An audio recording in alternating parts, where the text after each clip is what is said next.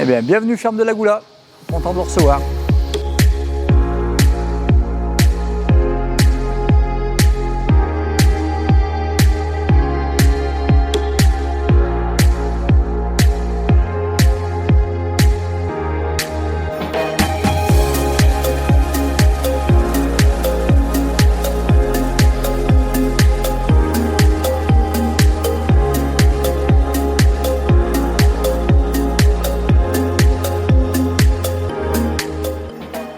Nicolas Robin, ferme de la Goula à Trepte, donc en ORL.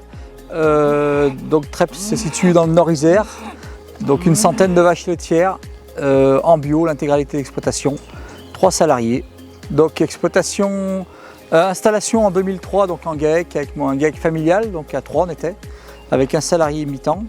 Et donc 2016 passage d'exploitation en biologique, agriculture biologique, et 2018 installation en ORL tout seul avec rachat des comptes associés tout le monde. Et alors à l'époque on avait déjà pensé un petit peu au robot, mais financièrement c'était un peu chaud. Donc on a mis 2013-2014 les robots et pas de chance 2015 crise laitière. Donc c'est pour ça qu'il a fallu réadapter son exploitation, et le fait de passer en bio m'a ouvert un peu l'esprit sur certaines choses, et aujourd'hui je remercie un peu la bio de m'avoir sauvé, quoi. Non, il n'y a pas de contraintes, très peu de contraintes sur l'élevage, hormis le pâturage que je n'avais pas avant. Mais je trouve que c'est une santé animale, que les bêtes reprennent de la santé, quoi, du coup. On est sur le rocher, hein. Donc il faut beaucoup de surface pour alimenter les 100 vaches laitières et la suite. Mais c'est un petit peu du système extensif, quoi. Extensif sur la production végétale, mais je ne sais pas si on peut dire intensif, mais ça fait quand même du lait pour le système laitier. Aujourd'hui, je vends 1 million de litres de lait à l'Étoile du Vercors avec 100 vaches, quoi.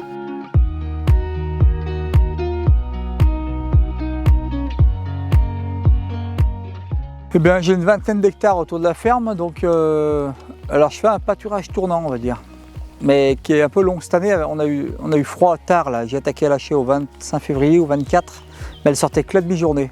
Donc du coup, c'est libre accès, les portes sont grandes ouvertes, alors on arrive le matin, on ferme, on fait le travail et on ouvre.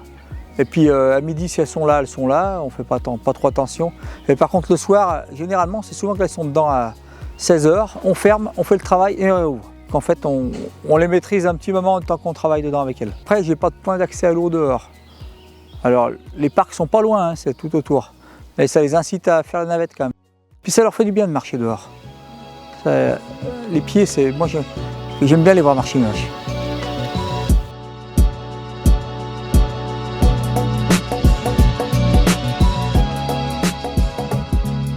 Mais je m'étais toujours dit, de toute façon, je mettrais des robots un jour. Et puis, aujourd'hui, on est à 12 et 13 ans d'utilisation. Il faudrait peut-être y renouveler, mais encore, on va en profiter encore 2-3 ans.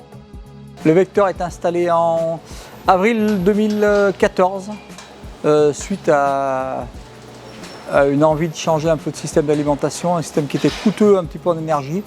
Donc on avait pensé au vecteur qui correspondait pas mal à ce qu'on attendait à l'époque, qu'on était en GAEC. Donc on est allé voir la première installation vers Dijon, c'était la plus proche de chez nous. Donc on a été le premier installé sur la partie sud de la France. Le premier partie sud, donc le 4e français. Moi, je ne bouge pas la ration. C'est-à-dire que du coup, c'est pas comme un bol avec un tracteur, on baisse la quantité. Vu qu'il passe, il passe toutes les heures scannées. Donc s'il y a besoin, il donne, s'il n'y a pas besoin, il ne donne pas. Les refus, été comme hiver, on va dire que je les fais tous les 15 jours. Comme ça, mais puisqu'il y a un refus, part à la fosse, hein, part pas dans les génisses, quoi. C'est vraiment que c'est plus à manger, quoi.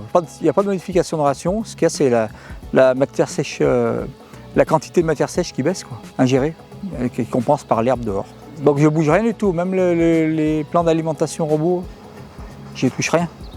Alors moi, elles sont bridées par contre, en bio, elles n'ont pas beaucoup, hein. Elles sont à 1,4 kg de soja de moyenne, donc là je fais 33 litres, ça fait que dalle, hein. Par rapport au robot, je sais exactement ce que je donne. Le vecteur a été une chose qui a mis en avant en plus la bio, parce que donc, vu qu'il scanne, nous scanne toutes les heures sur l'exploitation.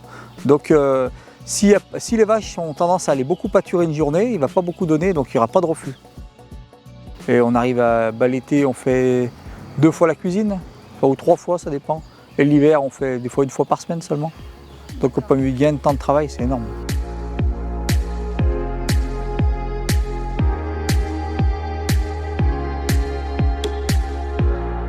Alors ouais, c'est un peu le point fort, on va dire, quand on a des salariés. Sans robot, c'est plus difficile, je pense. Moi, j'ai pas connu ça, mais aujourd'hui, moi, sur l'exploitation, j'ai un plein temps, 35 heures, 2-3 quarts de temps, et c'est vrai que déjà pour les week-ends, on tourne un week-end chacun. Donc on va dire qu'on a un week-end de travail par mois. Alors moi, je suis tout le temps ici, parce que j'habite à côté pour jeter mon œil, pour voir si ça faisait un coup de main, quoi que ce soit. Mais eux, le fait d'avoir un week-end par mois de travail, c'est bien. Moi, l'aménagement des horaires, donc mes salariés attaquent à 7h le matin, 7h midi, 1h30, 5h30. À 5h30, tout le monde a fini. Donc avec les robots, alors, on ne pourrait pas faire ça avec un système de traite. Grâce à ça, on va dire, j'ai pas trop de mal à recruter. Il faut quand même soigner les robots pour les maintenir le plus longtemps possible. En fait, en tenant propre les choses, en suivant les propres, ça évite d'avoir des pannes, de toute façon. Donc il faut anticiper les choses tout le temps. Si on veut bien dormir la nuit, il faut anticiper. Je suis satisfait de tous les services qu'ils apportent. Oui, quand j'ai besoin, ça répond. Puis si ça répond pas, elle se connecte, elle fait ce que je demande.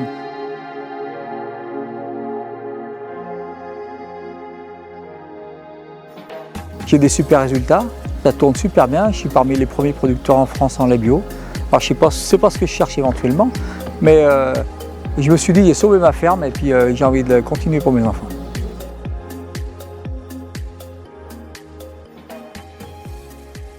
Merci d'être venu pour prendre cette petite interview et puis en espérant se revoir pour l'installation des A6 quand ils sortiront dans 3-4 ans.